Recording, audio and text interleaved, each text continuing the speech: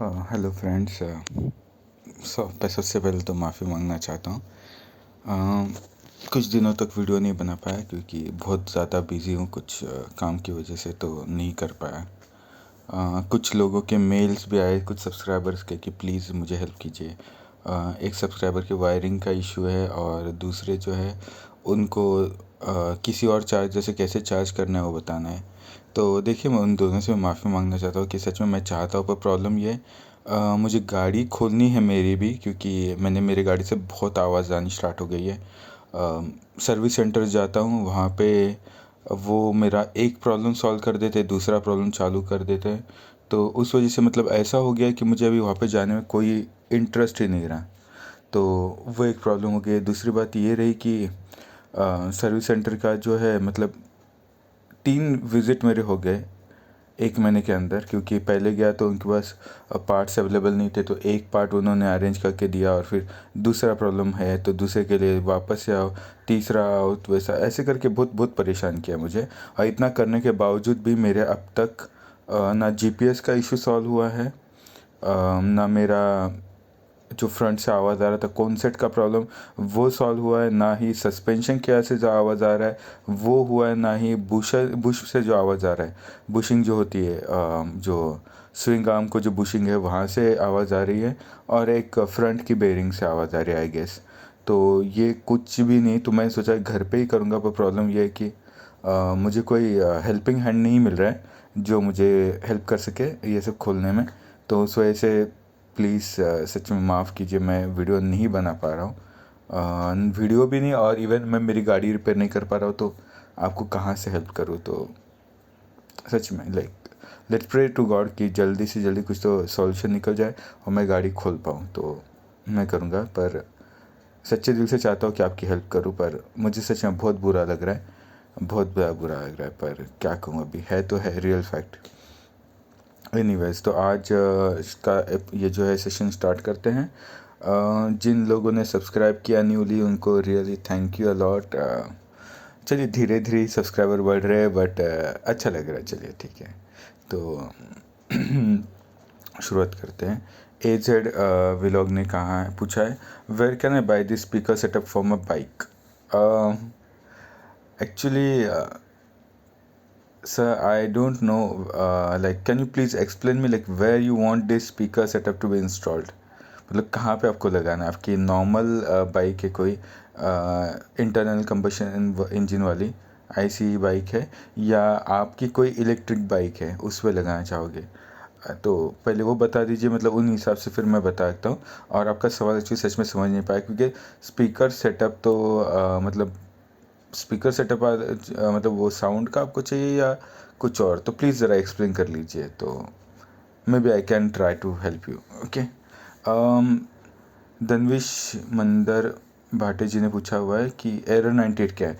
Sir, error 98 basically मैंने explain किया हुआ है कि एरर 98 में जो है आपका कंट्रोलर कट ऑफ हो जाता है, आप थ्रोटल दोगे गाड़ी झटका देगी और आगे जाएगी नहीं।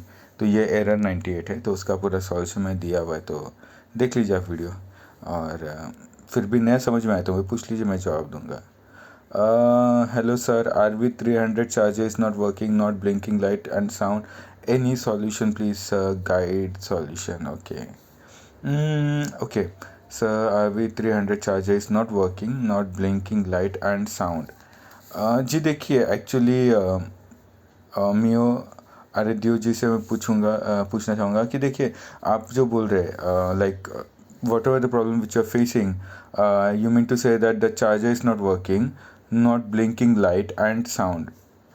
Not blinking light and sound. I didn't got you exactly. Like, which kind of LED do you is it blinking? Is it red or it's green? And where is it getting stuck? Um, Basically, if you want to know whether your charger has been faulty or your battery is having some kind of problem, then I would suggest you to directly connect your charger to your battery. In that case, if it's still giving the problem, that clearly means that there is a problem with your charger and not with the battery. Okay. And if you if you are able to charge your bike directly through the charger, when you plug the charger directly on your bike, sorry, on your battery, and then if it's getting charged, then that means that wiring in your bike is having some kind of problem. तो जिन लोगों के मतलब मुझे अभी recently एक subscriber का भी mail आया था, उन्हें भी यही प्रॉब्लम थी, उनके RV400 है। सो उनका ये था कि मैं चार्जर जब लगा रहा हूँ 1 सेकंड के लिए चार्जर ऑन हो रहा है और फिर चार्जर ऑन होके जो है वापस से फ़ैन बंद हो रहा है, और कभी कभी रेड लाइट आ रही है पर रेड लाइट आके फ़ैन नहीं चालू हो रहा, ना कोई आवाज़ आ रही है। तो उनके हिसाब से यही प्रॉब्लम था। तो मैंने कहा कि ठीक है, तो उनके लिए भी मैंने यही सॉल्यूशन कहा था कि आपको पहले बात तो चेक करना है कि आपका चार्जर फॉल्टी है या आपका बैटरी फॉल्टी है या आपकी बाइक की वायरिंग में इशू है, क्योंकि मोस्टली 90% बाइक की वायरिंग में इशू आ जाता है। तो आप क्या कीजिए, बैटरी को डायरेक्टली चार्जर कनेक्ट कर लीजिए, directly connect your charger to your battery, and in that case if you are able to charge your battery, then obviously charger and the battery both are okay, but the wiring in your bike is having the problem, and then we can come to the solution how to and where to diagnose it. Okay, so that will be the next part, but till that time I would suggest you to please go through that and check whether you are able to charge your battery directly through the charger. Okay, just update it and get back to me and I'll try to help you out. ये जो ludo coin cell है, okay sir मेरा side indicator work नहीं कर रहा है, जब remote से लॉक करते हैं तो ब्लिंक करता है, शायद स्विच काम नहीं कर रहा है अच्छे से, क्या करें प्लीज़। ओके, आपका साइड इंडिकेटर वर्क नहीं कर रहा है, बट जब लॉक से रिमोट करते हैं तो ब्लिंक करता है। आई डोंट नो कि रिमोट से लॉक करते वक्त बाइक की साइड इंडिकेटर ब्लिंक होती है या नहीं, मैंने नोटिस नहीं किया सच में, तो उस वजह से मैं आपको उस बारे में बता नहीं सकता। पर हाँ, अगर आप बोले साइड इंडिकेटर वर्क नहीं कर रहा तो आप वायरिंग चेक कर लीजिए, मैंने वीडियो बना चुका हूँ साइड इंडिकेटर का। तो आप क्या कीजिए, वायरिंग चाहिए तो मैं और थोड़ा एडवांस वीडियो बना दूँगा ताकि आपको पता चले कि आपका बटन फॉल्टी है या इंडिकेटर फॉल्टी है। तो ओके, नो इशू, मैं उसकी एक वीडियो बनाने की कोशिश करूँगा। वीडियो ओके, ठीक है। सर साइड सेंसर पर वीडियो मिलेगा क्या? एक्चुअली चंदन ठाकुर जी से ये कहूँगा कि मेन इशू यही है कि मुझे पैडॉक स्टैंड की ज़रूरत है, वो मैं ऑर्डर कर रहा हूँ पर मुझे जो मिला वो उस क्वालिटी का नहीं था कि मैं उस पर रिले कर सकूँ, इसलिए मैंने रिटर्न कर दिया। तो अब मैं और उसके बाद मैं यहाँ पे था नहीं, ज़रा अपने काम में बिज़ी था, तो उस वजह से मैं वो भी नहीं कर पाया। अब मैं कस्टम एक स्टैंड बनाने वाला हूँ, तो आई थिंक सो उसके बाद ही मैं कर पाऊँगा। पर सच में बहुत रिक्वेस्ट है और मुझे एक एक करके मुझे सभी वीडियोस बनानी है। I hope so, but I am trying my best कि मैं आपका हेल्प कर पाऊँ। सो लेट्स सी कैसे होता है, क्या है। तब तक के लिए प्लीज़ आप समझने की कोशिश कीजिए। ओके, अशोक यादव इंडिया जी ने पूछा है, महत्वपूर्ण जाने के लिए थैंक्स। क्या रिवोल्ट का हॉर्न बदल कर वहाँ दमदार आवाज़ वाला हॉर्न लगाया जा सकता है या उसे पीली तार से कॉमन ब्लैक तार से जोड़ना होगा? Please guide me. ओके, आपने जो कहा है अशोक जी, सही कहा है। एक देखिए, मैंने लगाया था मेरे बाइक में, रिवोल्ट में नहीं लगाया मैंने मेरी जो ओकिनावा प्रेस है उसमें लगाया था।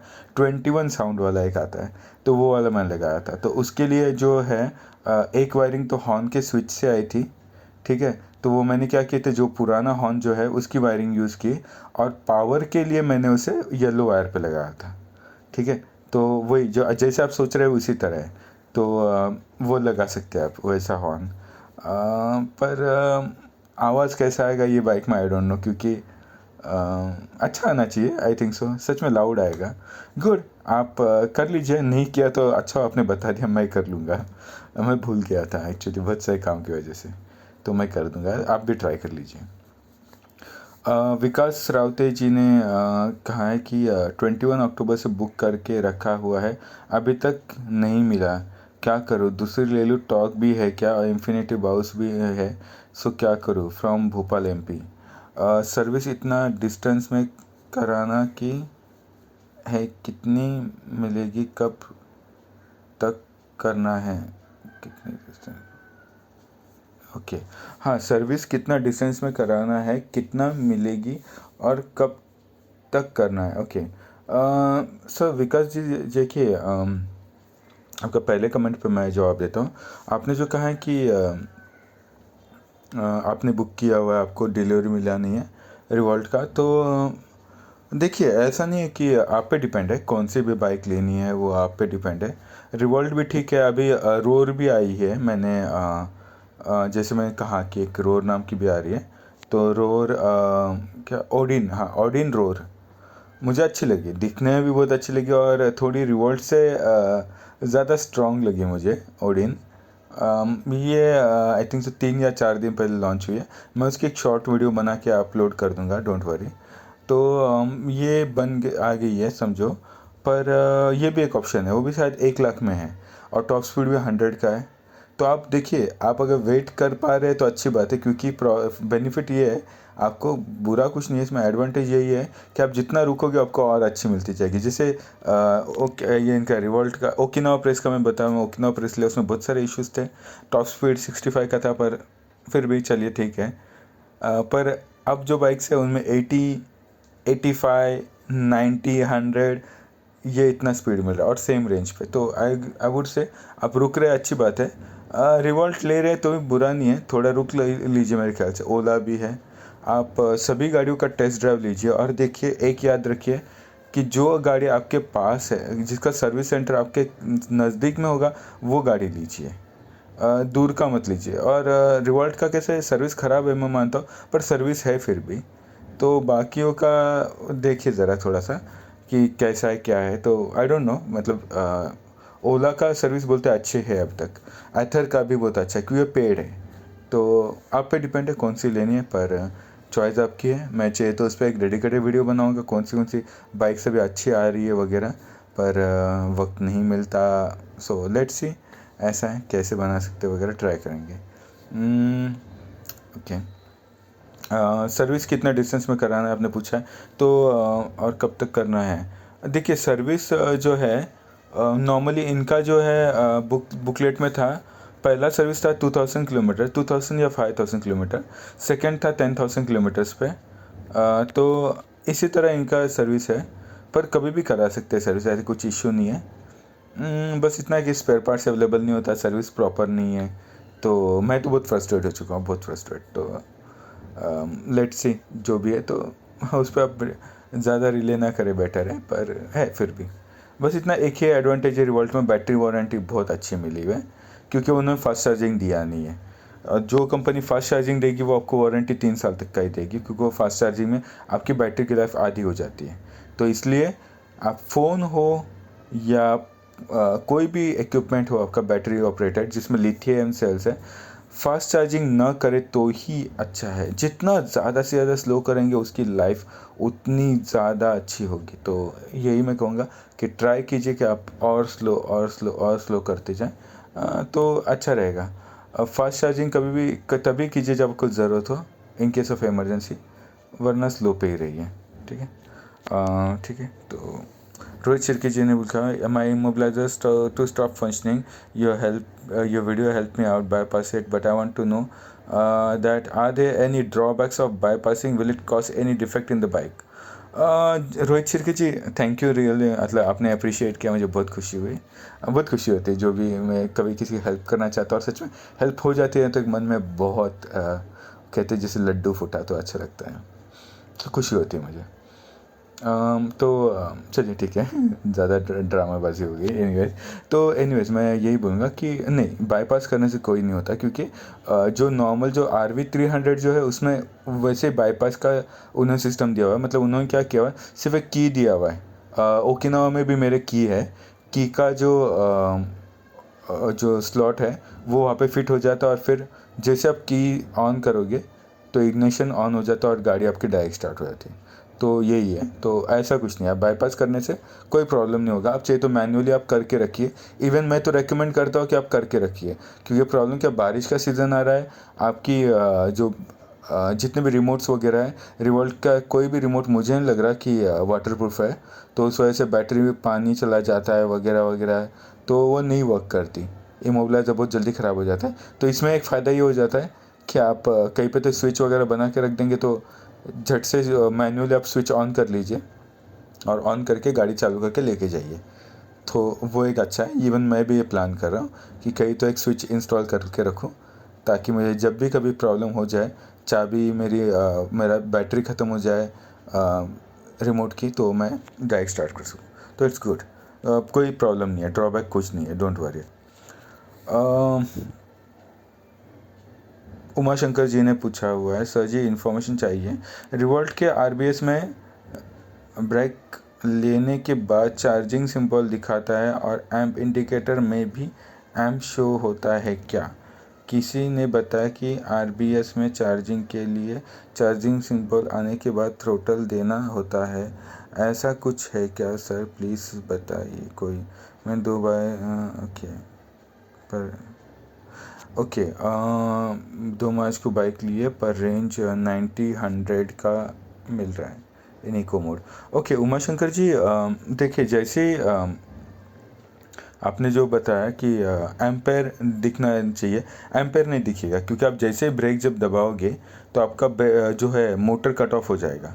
मोटर कट ऑफ होगा तो आपका कितना भी थ्रोटल दीजिए एम्पेयर दिखाएगा ही नहीं, क्योंकि एम्पेयर तभी दिखाता है जब मोटर पे कुछ लोड आता है, और मोटर पे लोड तभी आता है जिस वक्त मोटर जो है वो वर्किंग हो, ठीक है, मतलब जैसे खींच रही हो या और कुछ, तो तभी ही एम्पेयर ड्रॉ करेगा। तो आप जब ब्रेक दबाओगे और थ्रोटल दो या मत दो, कुछ फ़र्क नहीं पड़ता। ऐसा कुछ नहीं है कि आपको रीजनरेटिव के लिए ब्रेक दबा के आपको एक्सीलेटर देना है, ऐसा कुछ भी नहीं है। ऐसा मत कीजिए, ये हैबिट अच्छा नहीं है, क्योंकि कल आपका स्विच अगर ख़राब हो जाएगा तो आपकी मोटर जल जाएगी। जलती नहीं, पर फिर भी प्रॉब्लम आना चालू होता है, एरर 98, एरर 96, बहुत सारे हैं। तो एनीवेज वो हो जाएगा, पर ऐसा कुछ भी नहीं है, ठीक है। तो पहले सवाल का जवाब यही है कि आरबीएस के लिए, मतलब रीजनरेटिव ब्रेकिंग सिस्टम के लिए, आपको जो है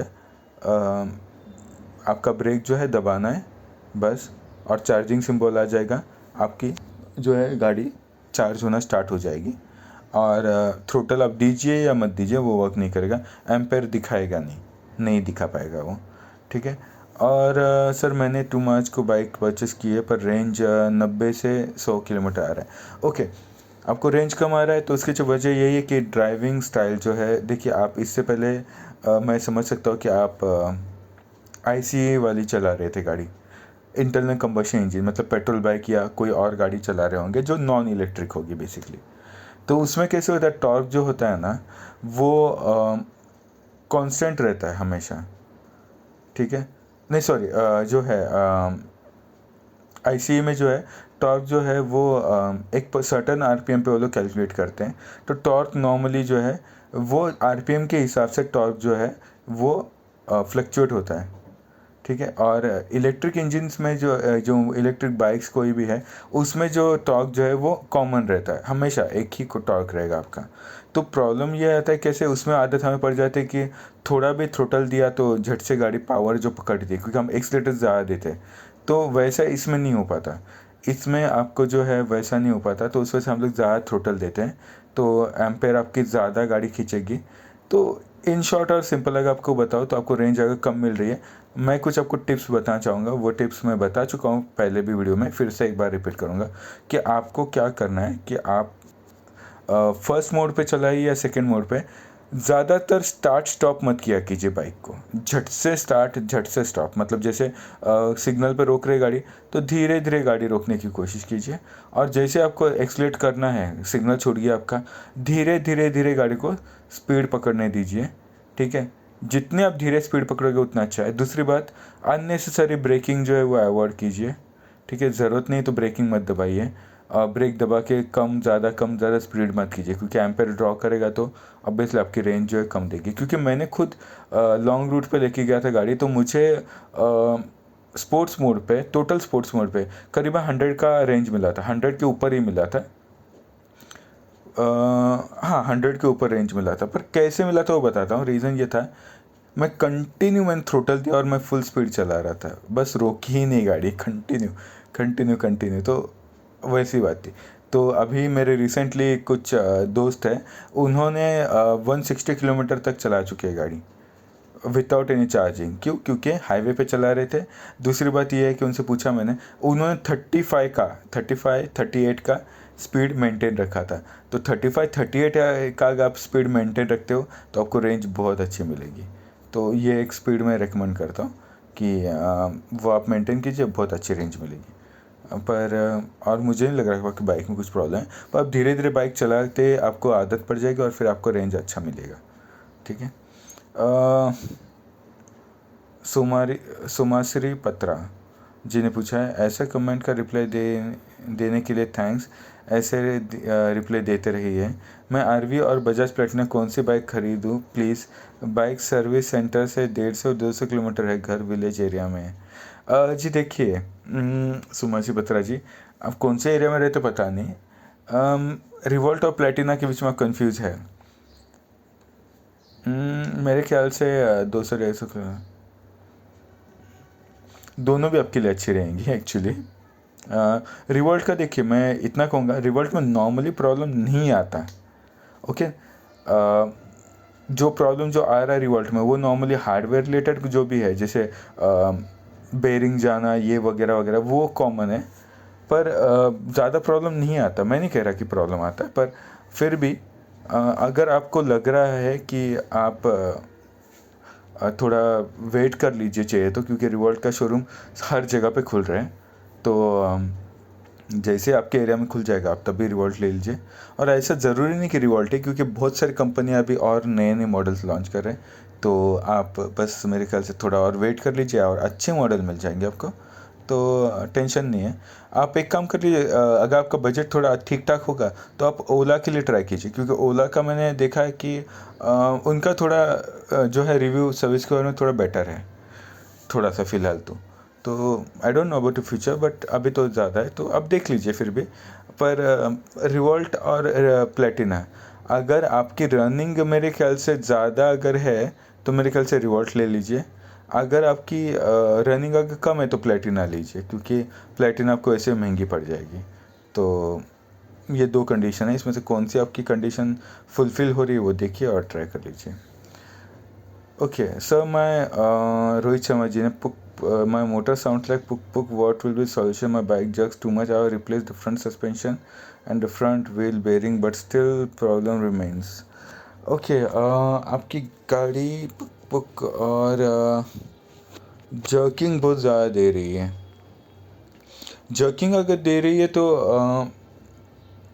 okay, cut cut cut cut cut मुझे लग रहा है आपका जो थ्रोटल जो है सेंसर है वो इश्यू का हो रहा है, वहाँ से प्रॉब्लम हो सकता है।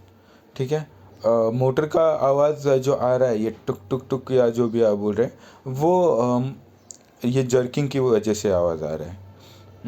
पर सच में आपको अच्छी बात है, मैं जान के आज खुशी हुई कि एटलीस्ट रिवोल्ट वाले ने सस्पेंशन और आपका फ्रंट व्हील बेरिंग चेंज करके दिया। मेरा अब तक नहीं किया, अभी 2 साल होने हैं पर अब तक नहीं कर पाए।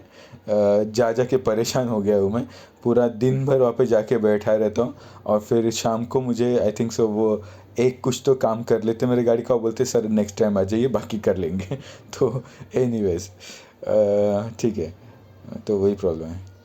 तो देखिए मेरे ख्याल से आप जो है थ्रोटल सेंसर जो है ना वो उसका प्रॉब्लम है। आप थ्रोटल रिप्लेसमेंट करके देखिए या फिर थ्रोटल को सर्विस करके देखिए, जैसे मैं वीडियो में डाला है, और मुझे अपडेट कीजिए, मैं हेल्प करने की कोशिश करूँगा।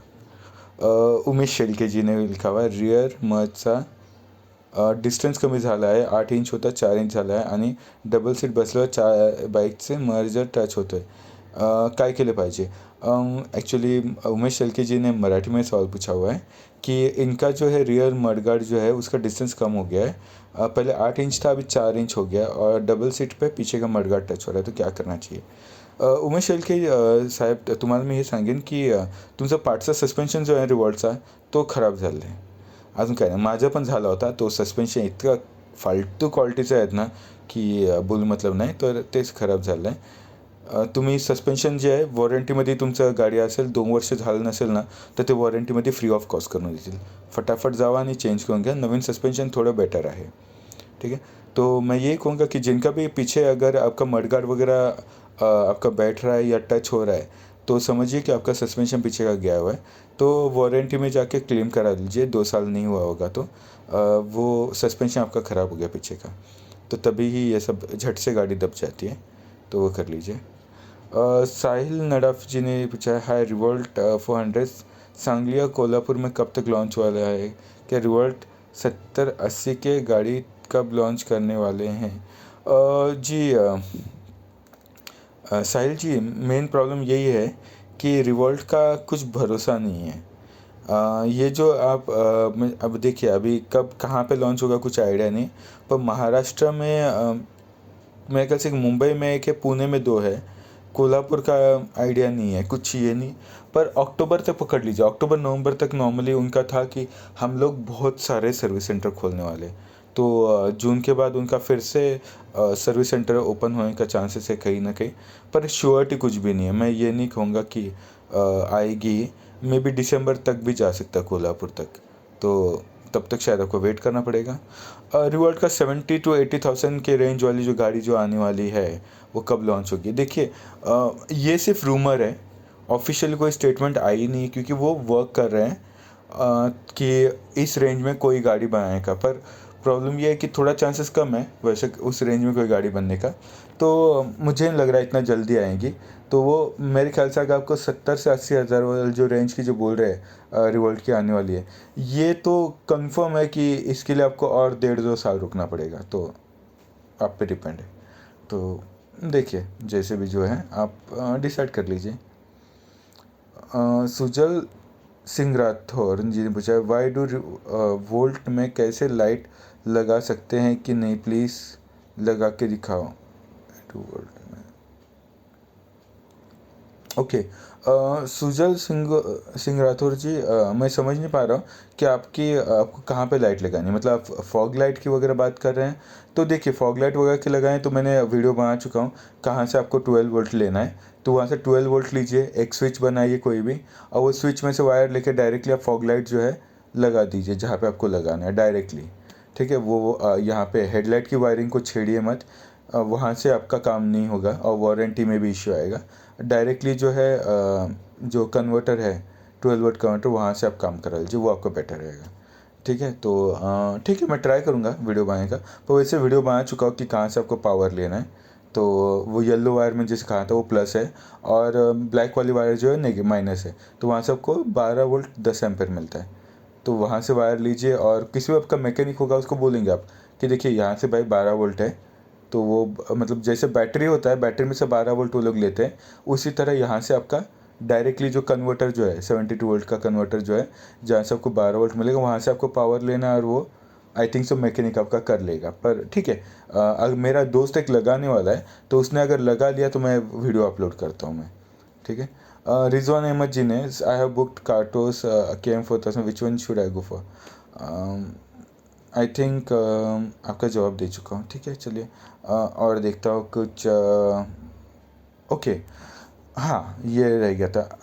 अनंत काल जी ने, which controller is used in Revolt RV400?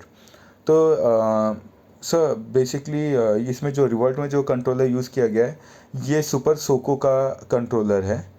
ठीक है, ये केली कंट्रोलर नहीं है। केली मीन्स आपको जो आप प्रोग्राम कर सकते हो वैसा वाला है। ये जो है ये मेरे ख्याल से कंपनी की केबल अगर मिलेगी तो ही आप कंट्रोलर को प्रोग्राम कर पाओगे। तो ये सुपर सोको का कंट्रोलर है। इसकी wires I think Ali express पे अवेलेबल है, पर मैं ट्राई कर रहा था मुझे मिली नहीं, मतलब डिलीवरी नहीं मिल रही मुझे। तो अगर वायरिंग मिल जाए तो शायद से हम इसकी रेंज बढ़ा सकते हैं, पावर भी बढ़ा सकते हैं। रिवोल्ट RV400 का बहुत कुछ फ़ायदा है, पर मिल नहीं रही तो मैं भी शांत हूँ फ़िलहाल। मैं कोशिश कर रहा हूँ, अगर कहीं से अरेंज होती तो बताइए ज़रूर, हम मिलके कुछ करेंगे बाइक पे एक्सपेरिमेंट। इसके अलावा okay, Uma Shankar season thank you, कहाँ है बुक, कहाँ GPS के साथ? ओके, तो हाँ सॉरी वीडियो बहुत ज़्यादा लेंदी हो गई।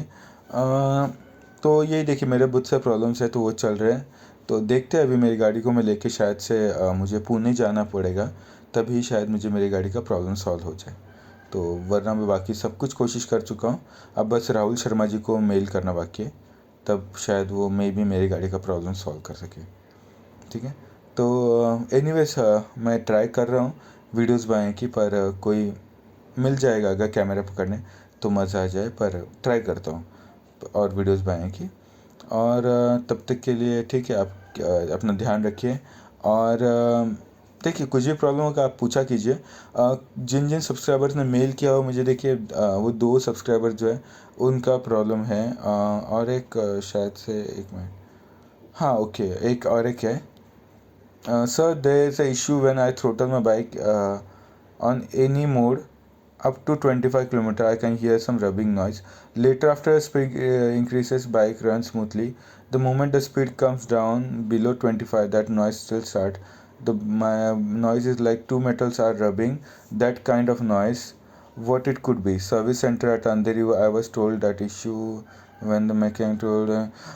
ये कुछ ये नहीं है, उनसे तो बोल के मतलब ही नहीं है सच में। प्रशांत गुज्जर जी ने पूछा हुआ है कि वो जब गाड़ी 25 किलोमीटर के रेंज पे जब चला रहे तो गाड़ी के अंदर से कुछ आवाज़ आ रही है जैसे कोई मेटल घिस रहा है। तो पर गाड़ी 25 के अबव लेके जाने के बाद वो आवाज़ बंद हो जाती है। देखिए मुझे डाउट है कि आपका ब्रेक पैड जो है वो घिस चुके होंगे, वो ट्राई कीजिए दोनों भी आप। ब्रेक पैड अगर नहीं घिसे आपके तो बेरिंग चेक कर लीजिए आप। मुझे ये लग रहे हैं जिसमें मेटल घिसता है और आवाज़ आता है। बेल्ट में वैसा आवाज़ नहीं आता, मेटल घिसता है जिस तरह। तो अगर आ भी रहा है तो आप एक काम कर लीजिए, बेल्ट जो है ना उसको एडजस्ट कर लीजिए, वो साइड के बॉर्डर पे टच नहीं होता वो देखिए, और फिर चलाइए और तब देखिए प्रॉब्लम जो है आपका सॉल्व होता है या नहीं होता है। बताइए जैसे भी जो भी है, मैं ट्राई करूँगा आपका रेक्टिफाई करने के लिए। रिवॉल्ट सर्विस सेंटर वाले से बात करके कोई मतलब नहीं है। आप वहाँ पे जाएंगे, वो बोलेंगे इशू है, फिर आप जब गाड़ी लेके जाएंगे बोलेंगे अरे नहीं आपकी गाड़ी में तो कोई इशू नहीं, आप जाइए आराम से चलाइए बिंदास, कुछ हो गया तो हम हैं। पर कुछ होता नहीं, वो नहीं रहते। तो उनके भरोसे पर मत रहिए। पर हाँ इशू है तो ब्रेक पैड चेक कर लीजिए, और बेरिंग का इशू मुझे लग रहा है आपका नॉर्मली, और बेल्ट का इशू भी हो सकता है। तो आप क्या कीजिए, बेल्ट को थोड़ा सा लूज़ करके और टाइट करके थोड़ा एडजस्ट करके ट्राई कर लीजिए, कहीं ना कहीं कुछ थोड़ा डिफरेंस होता है क्या। या फिर ब्रेक के ऊपर सॉरी ब्रेक नहीं, बेल्ट के ऊपर थोड़ा सा ऑयल लगाइए, कोई भी ऑयल लगाइए, कोई भी आपका एक्स्ट्रा पड़ा होगा, थोड़ा ऑयल जो है वो घुमाइए, देखिए आवाज़ में फ़र्क पड़ता है क्या। अगर फ़र्क पड़ रहा है तो बेल्ट का प्रॉब्लम है, तो बेल्ट के प्रॉब्लम के लिए आपको बेल्ट को एडजस्ट करना पड़ेगा। अगर बेल्ट के ऊपर आप ऑयल बिल सब लगा के भी अगर आपका आवाज़ में कोई डिफरेंस नहीं आ रहा तो आपको या तो बेरिंग चेक करनी है या फिर ब्रेक पैड दोनों का चेक करना है। ये 2 चीज़ें जो है इनसे प्रॉब्लम आता है, ये आवाज़ जो आप बोल रहे हैं जिस तरह का। मोटर में से ऐसा आवाज़ नहीं आएगा, इतना तो मतलब मुझे लग रहा है। देखिए यही है। इसके अलावा और एक ऑप्शन रीज़न हो सकता है शायद से, मुझे लग रहा है कि आपका बेल्ट कहीं पे घिस रहा है क्या, ट्राई चेक कर लीजिए, वो भी एक हो सकता है। तो देखिए और मुझे बताइए क्या है, ताकि अगर नहीं हेल्प हो पाई तो मैं ट्राई करूँगा आपको कांटेक्ट करने की, जो भी है ठीक है। तो देखते हैं जो भी है। ओके, तो कुछ और इश्यूज़ हो गए तो डेफिनेटली आप मुझे गेट बैक कर कांटेक्ट कर लीजिए। मैं हूँ, जानता हूँ थोड़ा लेट आता हूँ कभी कभी, पर इतना भरोसा कि आऊँगा, लेट आऊँगा पर आऊँगा।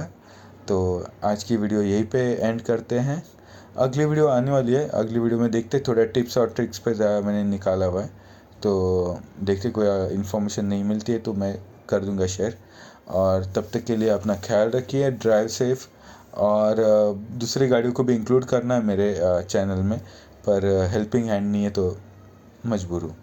ठीक है, तो फिर भी देखते हैं, लेट्स होप सो कि जल्दी और कुछ डिटेल के साथ आओ। तब तक ख्याल रखिए और जल्दी ही मिलते हैं।